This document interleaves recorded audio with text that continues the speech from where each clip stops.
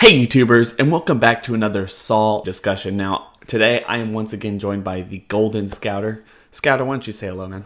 Hey, how's it going, everyone? And how's it going, real?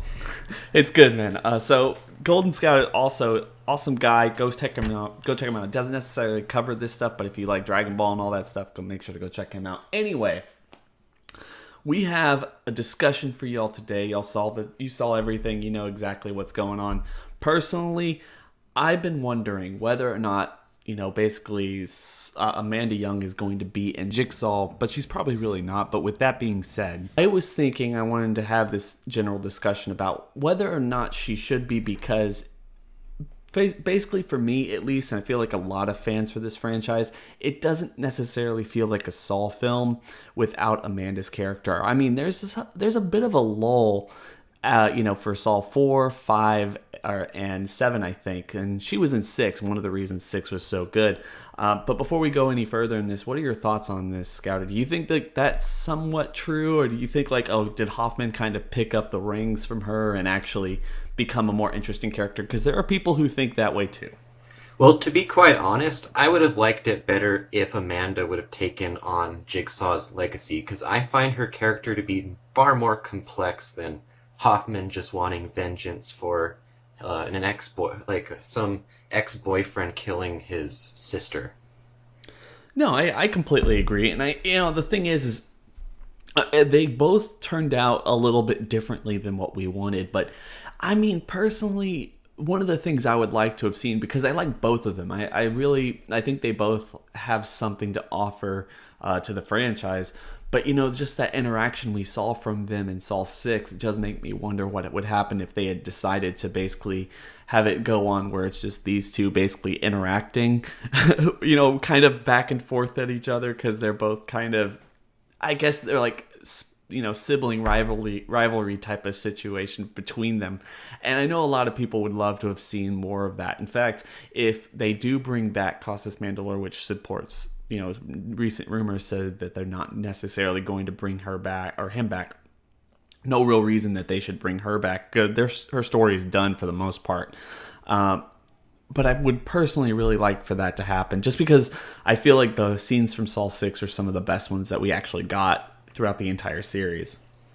Definitely, I mean, that is probably a good element of why Saw 6 was so good.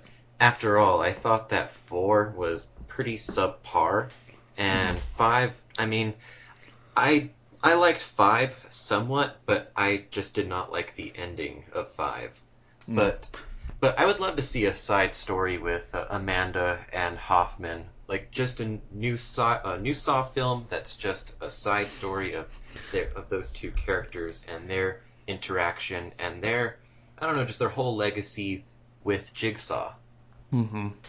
No, that'd be really cool. Or at least a side story. Have a video coming out about this sometime in the next week, or maybe it's out before this video comes out. I'm not necessarily sure, but it's basically like ways that they could reboot the franchise. And honestly, it's somewhat interesting to me, considering the fact that it's such an ever expanding mythology. We don't necessarily need to basically limit it to just films. They could actually do spin-offs and books and comic books and stuff, and we can get those interactions that we never really got to see and get more of the story kind of implemented through other forms of media, especially this day and age where expanded universes are all the rage. That's something that they could do. I don't necessarily think she's going to be in the next film, like I keep saying, but just personally, one of the reasons I feel like it's not necessarily a Saw film without Amanda was because, first of all, she was personally there from the very beginning. One of the only survivor before they retconned that in future films. The first survivor, the only survivor. Kind of this, a lot of people think very emotional relationship-wise, sexual even.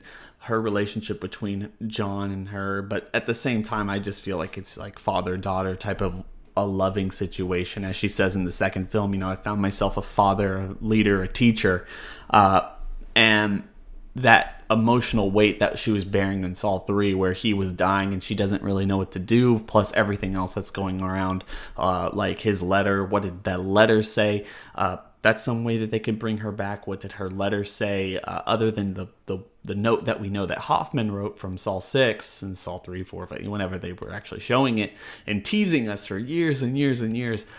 But what was the letter from it, actually? What was the letter that she got? Because it was more than just that note. It was a big pile. It was a big stack of letters, or, at least paper. So I was always wondering, like, what that was, what her intention, or his intention for her, had she actually succeeded in the game. And if there was going to be a way to bring her back, at least the remnants of what she was supposed to do after Saw 3, if everything had turned out differently, then that probably would have been the way to do it. Because, and I'll let you talk in a minute here, but I was just wondering, and I've always just thought, you were talking about Saw 4 and Saw 5, but Amanda's character, to me, one of the lines I love from Saw 3 is basically when she decides to kill Lynn, which, all the spoilers from this video aside, Hoffman tells her to kill Lynn, who Dr. Gordon basically picked out and helped develop the game. You have John's like, don't kill her, she's more important than you know, blah, blah, blah. And then she kills him. And he's like, oh, you just destroyed 4 lives. And he starts crying because of all this stuff that's happened and all this stuff that he's been trying to teach her, putting her through all of these intense emotional games. And then essentially her choice had the ripple effect that basically led, in my opinion, to the rest of the films. Because if she had succeeded, then whatever that letter that he wrote to her would have actually been the future film or future of the franchise, but it was just really wasn't to be. So that's something that they could explore in the next film, and if they do, they would have to bring her back, at least in my opinion. So what are your thoughts on all that spiel? I know it's a big little rant session that I just had. Well, with the whole thing of all the sequences with the letter, I mean, all that was done so that way Hoffman would be the quote-unquote sole survivor in that factory. And I don't know, but the thing is if there was going to be a side story with Amanda and Hoffman, I think that it would nicely fit in between Saw 2 and 3. What are your thoughts on that? Oh no, I completely agree. It's something that personally I would really like to see something like that, be it in like a flashback or something, if they do any future sequels. I mean, what is Costas Mandylor doing? What is Shawnee Smith doing at this point? They all have, everyone has their careers, but it's not necessarily, it's not necessarily, they're not booming right now. They're not superstars yet. So it's obvious that they could actually come back. Saul has a good history of bringing back people even for small roles. So if they do another sequel and they're interested, it would be really nice to see them come back and reprise their roles. And yeah, those situations between Saw 1 and Saw 2 and even Saw 2 and Saw 3, just to kind of get a flashback or get more of a semblance of their character, maybe even push the story forward even a little bit more just based on what they were doing. And always interesting to see. One of the things I remember a lot of people were really interested in seeing going into Saw 6 was more interaction between the two, especially because Hoffman was kind of retconned into being there before Amanda. Maybe even seeing how he played a part in Amanda's game versus how they interacted going forward, considering Hoffman helped Jigsaw basically. I guess Hoffman helped Jigsaw put up the house test in the second film, and then also how they were interacting during the third film, which was what we really got to see during Saw 6. So definitely would have been really interesting to see their interactions going into that. And, it's always been, I think it always will be something that's really ripe for a lot of the fans to get those interactions, but not necessarily something that we'll ever see. And personally, I hate that concept because, like I've said, she is just so integral. She's so important to the entire concept of the series. Just as a character, she holds so much weight, and her decisions have ripple effects that basically cause, most of the events of the entire series to occur. So I feel like it's not a Saw film without Amanda. Yeah, I mean, the first 3 are classics, no doubt about that. Mm-hmm. No, definitely. And like you said, personally, like I disagree. I feel like Saw 4 is a pretty solid film for what it was, and then Saw 5 to me wasn't necessarily the best film in the franchise. I feel like it's probably one of the worst. Me too. I was kind of disappointed at Strom dying. Yeah, like I don't know, no, like it was really kind of weird. And then they brought back Perez in the next film, and that wasn't. It was just weird. They made a lot of bad decisions going into it, and I hope if they do more films, not just bringing back people like Shawnee Smith or Casas Mandalore or characters that we haven't seen in a long time, because Saul's always had that kind of ability to bring back people who were important in other films, but we got to see kind of how they were tangibly connected to the entire narrative. I would really like for them, if they do more films, to basically not do one every year. I know that really worked for them going into the original 7 films, but they should really kind of decide to take a year or two off with each film, stop striking when the iron's hot, and just make really good stories that can live up to the potential of the creativity from the creative team that we have going into this film. I agree, and especially if Costas Mandalore or Shawnee Smith return, I want them to be passionate about their roles. Because I think the reason why Dr. Gordon, Cary Elwes coming back was such a disappointment was just because we know that he doesn't know anything about the Saw series and was just like, oh, I can get into this role and make a ton of cash because all the fanboys are out there and want to see Dr. Gordon from that very first film that I probably barely remember. Yeah. So, yes, passion with the actors is very important to me. Yeah, that's actually a really good point. I remember that. I definitely remember that, especially going into Saw 3D.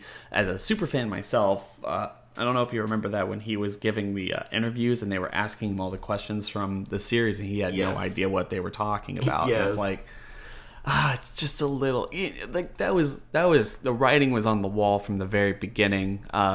Kevin Greuter, the editor for the first 5, the director of the last 2, when they stole him from Paranormal Activity 2, because he was tapped to direct Paranormal Activity 2, but they stole him back, Twisted Pictures, for the last Saw film, even though David Hackle was going to direct it, the director of the 5th film, which I thought was probably a good idea because David Hackle worked as basically this, the set designer and stuff for the 2, 3, 4, and 2, 3, and 4, which would have worked for 3D, but the writing was on the wall from Saw 3D from the get-go that it was just going to be a mess, and it definitely was. So yeah, if they do come back in any way, shape, or form, hopefully it's not just for a paycheck, and that's one of the reasons I think that it's going to be great if Shawnee Smith comes back. I feel like she's proven, maybe she might be done with it in this point of her life, but she's at least proven in the past that she absolutely loves the character.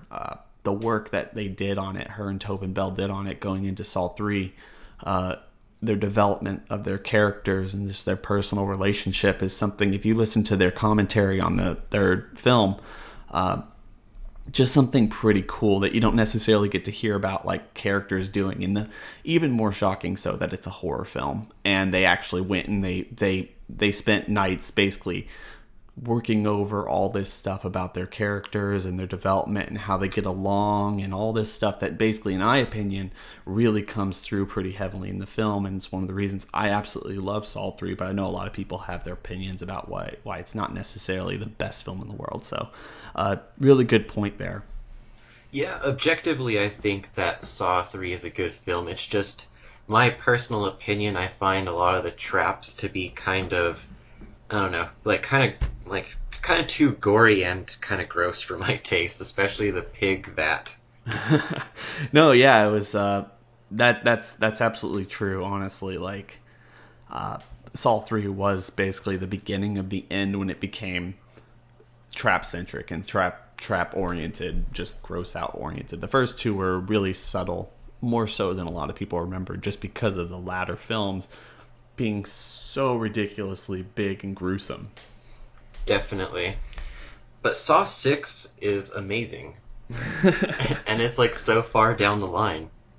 Yeah, Saw 6 is legitimately amazing. And like I said, I keep saying, I feel like Shawnee Smith coming back is a big part of that. It's just the chemistry between her and Tobin Bell and just her presence in those films, the passion they bring to it and everything is one of the reasons that it really just kind of elevates it to the next level, or at least it feels tangibly a little bit more connected to the original three films, which are without a doubt the best in the entire series. Regardless of what you think, one of those films is usually on someone's top tier, first, second, or third, and you really just need those characters interacting with each other and kind of who brought this franchise up. And the whole point of it was that was one of the things missing from Saw 3D a lot, and also Saw 5 is it was missing those characters. It was missing the idea that they're actually working together and trying to develop Hoffman, which I feel like worked a lot. But at the same time,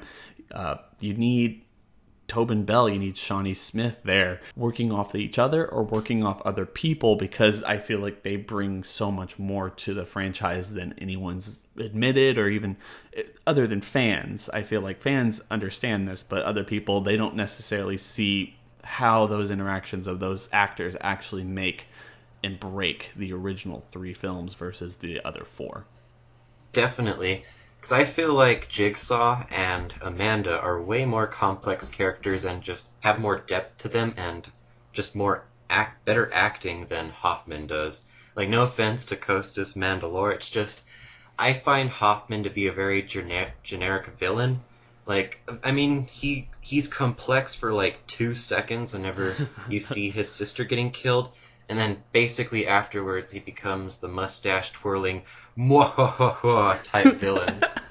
He definitely becomes, he definitely transforms slowly into a interestingly complex character, or mysterious to interestingly complex to mustache twirling to basically Jason on steroids, basically with a knife working his way through an entire police station in Saw 3D is just weird in my opinion. And that was so bizarre. Just how he killed everyone in that place. It's just like he sneaks out in he sneaks out in a body bag and just kills everyone. It's a weird film. Like it really just kind of jumped into being almost another genre of horror instead of its own thing. It was just like, okay, well now we're a slasher film. It's like, okay, I'm gonna try to like this. So I don't think it's his fault. I think it's what they gave him, and I think there's a lot there that's interesting, but he had nothing really to work off of because, like I said, unlike any indication that he would ever work off and basically play sibling rivalry, who gets dad's dad's toys, who gets dad's estate, after he dies, you have him working off of Jill, which is basically like it worked, but it didn't work as well as I think they thought. But one of the reasons Saw 3 is good, in my opinion, like I keep saying, is they had the balls to end it the way they did. They ended that franchise, and then they wanted to go on for more. And I don't think they ruined it by going on, but I don't necessarily think it was the best decision. They could have had some really cool concepts going into the last films, but to each his own. The thing is, and I want to do a video about this later, but I feel like the problem with comparing the original three films to the latter four, especially the last 4, 5, and 6, is the first three films were made as like separate entities of each other, and they feel not only connected, especially giving number 3, but at the same time they're so separate that they feel like independent films, and thus putting them together makes it somewhat of a very satisfying trilogy. But the other 3, the next 3, are very much connected to each other. They're literally 3 parts of one story, and I really appreciate that in some ways. In some ways I really don't, and that's getting way off topic. But anyway, guys, if we're getting off topic, it means that we're probably done here. Anyway, guys, I want everyone, like I said, doesn't necessarily cover this stuff, but he's always really kind to come and join me to have these just basically long-form discussions about Saw, because we don't always get to do long-form discussions about Saw. We really want to sometimes, but if you do like Dragon Ball content and all that stuff, please make sure to go check out Golden Scouter. He does some really good stuff. I don't want to send people who are thinking one thing and get another. You don't want those people. On your channel. But at the same time, make some really good content. Make sure to go check him out if you like Dragon Ball. And if you like Saw, make sure to subscribe and share out this video, because we will be covering this stuff more and more and more, because hopefully it's not the last film, honestly. Hopefully it's just not the last one. But with that, guys, we're going to close this discussion. Golden Scouter, thank you for joining me. Thank you for having me. Good discussion. Yeah, I think so. It's pretty fluid discussion. Anyway, guys, tell us what you think about this. Do you think it's a Saw film without Amanda? And we're going to catch y'all later.